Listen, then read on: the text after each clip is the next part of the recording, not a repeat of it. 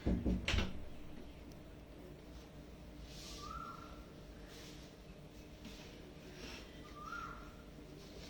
गुरु जी। संगत जी आ जाइए, सब संगत जी शिव पुराण का पाठ करेंगे।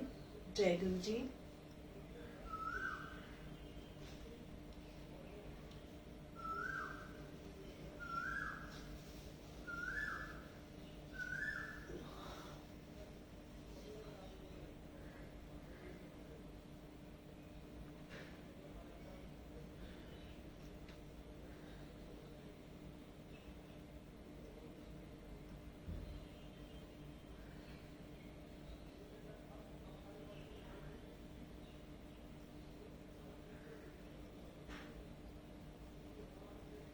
जय गुरु जी। संगत जी प्लीज आ जाइए।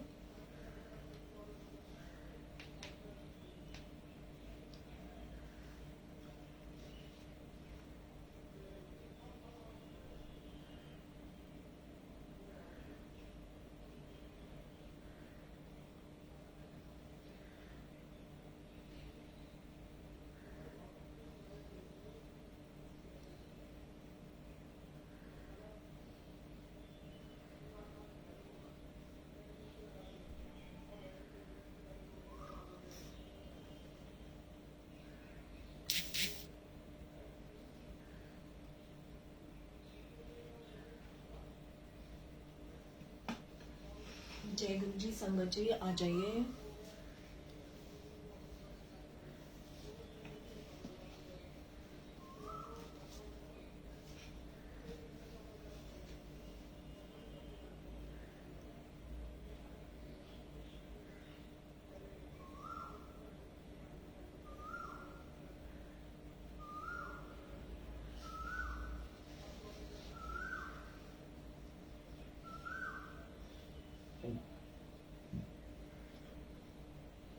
संगत जी स्टार्ट कर दूं मैं? चलिए मैं स्टार्ट करती हूँ। संगत आ जाइए।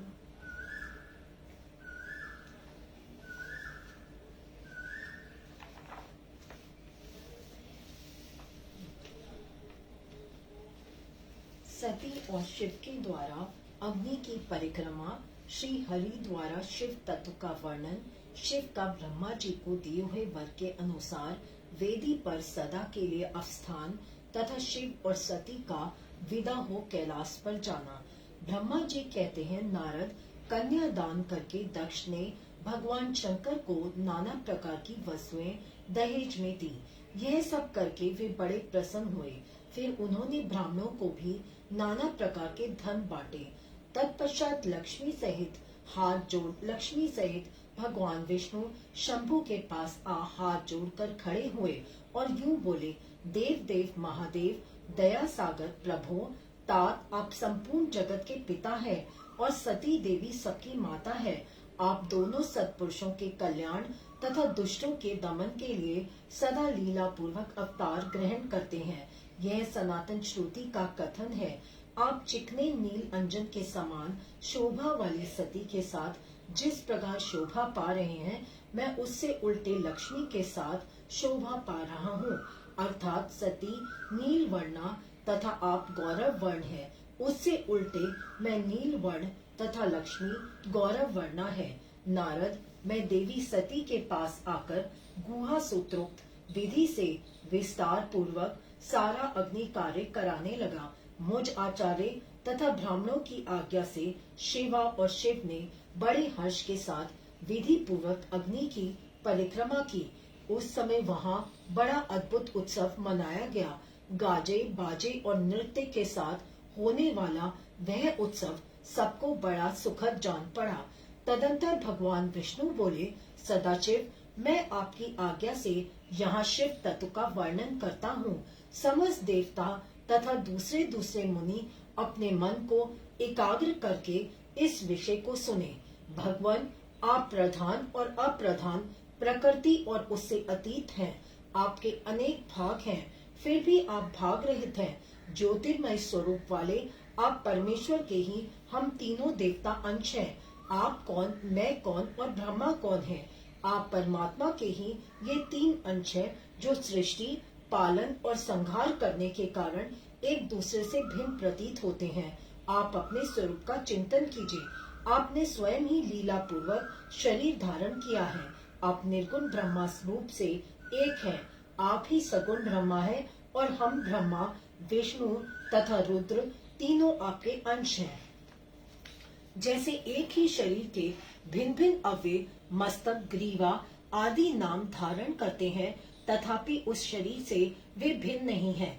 उसी प्रकार हम तीनों अंश आप परमेश्वर के ही अंग हैं, जो ज्योतिर्मय आकाश के समान सर्वव्यापी एवं निर्लेप, स्वयं ही अपना धाम, पुराण, कूटस्थ, अव्यक्त, अनंत, नित्य तथा दीर्घ आदि विशेषणों से रहित निर्विशेष ब्रह्मा है। वही आप शिव हैं, अतः आप ही सब कुछ हैं। ब्रह्मा जी कहते हैं, मुनीश्वर, भगवान विष्णु की यह बात सुनकर महादेव जी बड़े प्रसन्न हुए। तदंतर उस विवाह यज्ञ के स्वामी यजमान परमेश्वर शिव प्रसन्न हो लौकिकी गति का आश्रय ले हाथ जोड़कर खड़े हुए मुझ ब्रह्मा से प्रेम पूर्वक बोले। शिव ने कहा, ब्रह्मान, आपने सारा वैवाहिक कार्य अच्छी तरह संपन्न करा दिया। अब मैं प्रसन्न हूँ। आप मेरे आचार्य हैं। बताइए, आपको क्या दक्षिणा दूं? सूरजेश, आप उस दक्षिणा को मांगिए। महाभाग, यदि वह अत्यंत दुर्लभ हो तो भी उसे शीघ्र कहिए। मुझे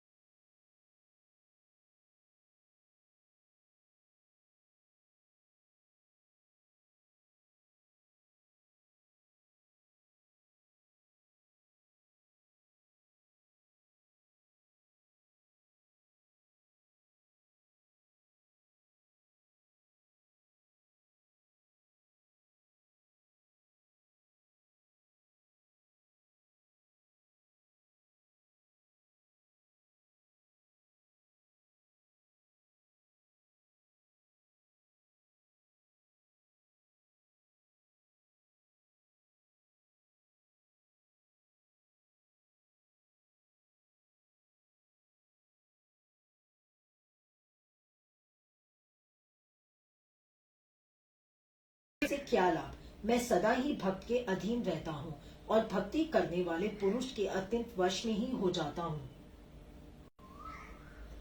ब्रह्मा जी कहते हैं, नारद, इस प्रकार भक्त का मंत्र सुनकर दक्ष कन्या सती को बड़ा हर्ष हुआ। उन्होंने अत्यंत प्रसन्नता पूर्वक भगवान शिव को मन ही मन प्रणाम किया। मुने सती देवी ने पुनः भक्ति के कार्य विषय शास्त्र के विषय में भक्ति पूर्वक पूछा। उन्होंने जिज्ञासा की कि जो लोक में सुखदायक तथा जीवों के उद्धार के साधनों का प्रतिपादक है, वह शास्त्र कौन सा है। उन्होंने यंत्र, मंत्र, शास्त्र, उसके महात्म्य तथा अन्य जीवों द्वार में रहस्यमय धर्ममय साधनों के विषय में विशेष रूप से जानने की इच्छा प्रकट की। सती के इस प्रश्न को सुनकर शंकर जी के मन में बड़ी प्रसन्नता हुई। उन्होंने जीवों के उद्धार के लिए सब शास्त्रों का प्रेम पूर्वक वर्णन किया। महेश्वर ने पांचों अंगों सहित तंत्र शास्त्र, यज्ञ शास्त्र तथा भिन्न भिन्न देवेश्वरों की महिमा का वर्णन किया। मुनीश्वर इतिहास कथा सहित उन देवताओं के भक्तों की महिमा का, वर्ण आश्रमों का तथा राजधर्म का भी निरूपण किया। पुत्र और स्त्री के धन की महिमा का, कभी नष्ट न होने वाले वर्णाश्रम धर्म का और जीवों को सुख देने वाले वैदिक शास्त्र तथा ज्योतिष शास्त्र का भी वर्णन किया। महेश्वर ने कृपा करके उत्तम सामुद्रिक शास्त्र का तथा और भी बहुत से शास्त्रों का तत्वतः वर्णन किया। इस प्रकार लोकोपकार करने के लिए सद्गुण संपन्न शरीर धारण करने वाले त्रिलोक सुखदायक और सर्वज्ञ सती शिव हिमालय के कैलाश शिखर पर तथा अन्य स्थानों में नाना प्रकार की लीलाएं करते थे। वे दोनों दंपति साक्षात परम ब्रह्म स्वरूप हैं।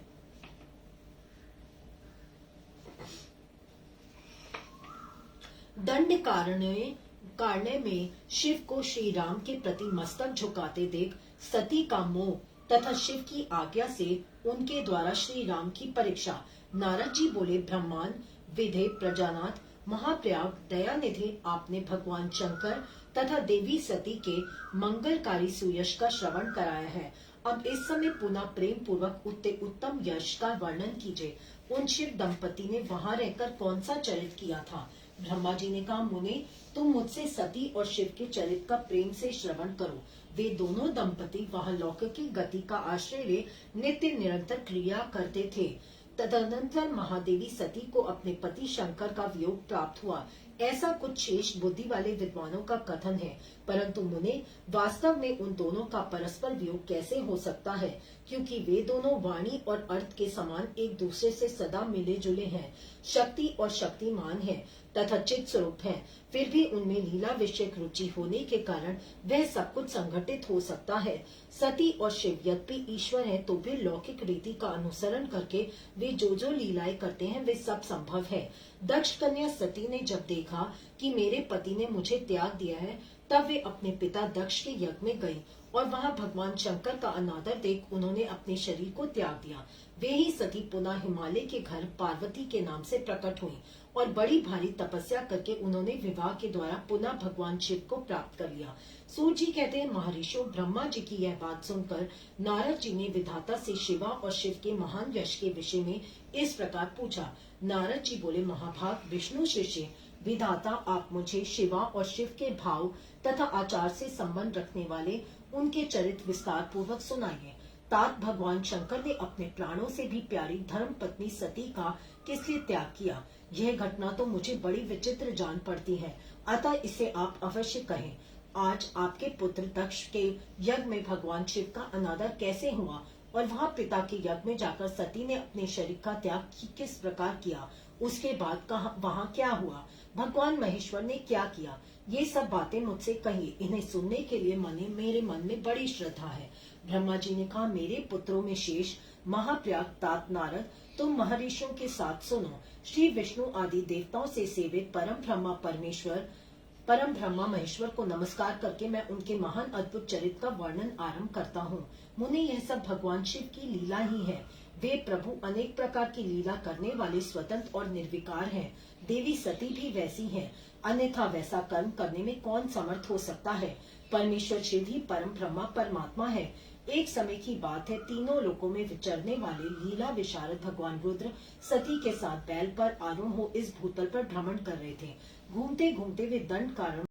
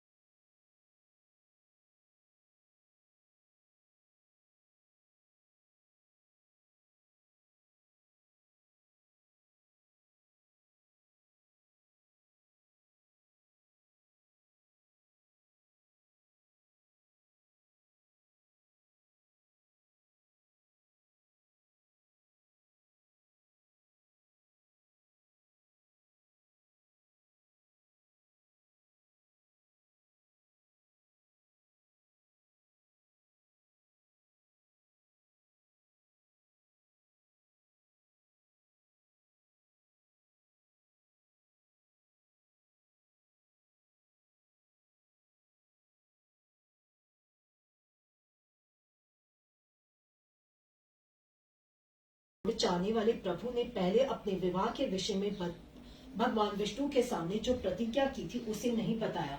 मुने उस समय सती ने अपने प्राण वल्लभ पति भगवान शिव का ध्यान करके उस समस्त कारण को जान लिया जिससे उनके प्रियतम ने उन्हें त्याग दिया था। शंभु ने मेरा त्याग कर दिया। इस बात को जानकर दक्ष कन्या सती शीघ्र ही अत्यंत शोक में डूब गई और बारंबार सिसकने लगी। सती के मनोभाव को जानकर शिव ने उनके लिए जो प्रतिज्ञा की थी उसे गुप्त ही रखा और वे दूसरी बहुत सी कथाएं कहने लगे। नाना प्रकार की कथाएं कहते हुए वे सती के साथ कैलाश पर जा पहुंचे और शेष आसन पर स्थित हो चित्तवृत्तियों के निरोध पूर्वक समाधि लगा अपने स्वरूप का ध्यान करने लगे। सती मेरे मन में अत्यंत विषाद ले अपने उस धाम में रहने लगी। मुने शिवा और शिव के उस चरित्र को कोई नहीं जानता था। महामुने स्वेच्छा से शरीर धारण करके लोक लीला का अनुसरण करने वाले उन दोनों प्रभुओं का इस प्रकार वहां रहते हुए दीर्घ काल व्यतीत हो गया।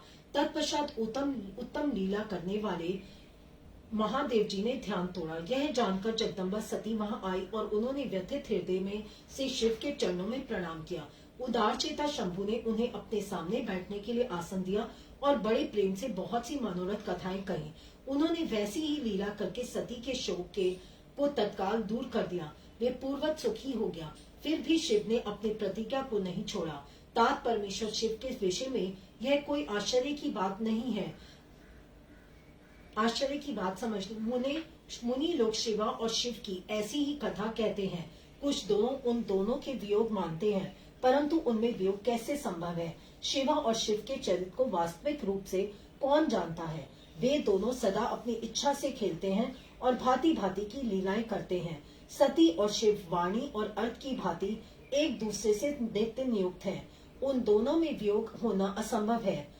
उसकी इच्छा से ही उनमें लीला वियोग हो सकता है। जय गुरु जी। शुक्राना गुरु जी।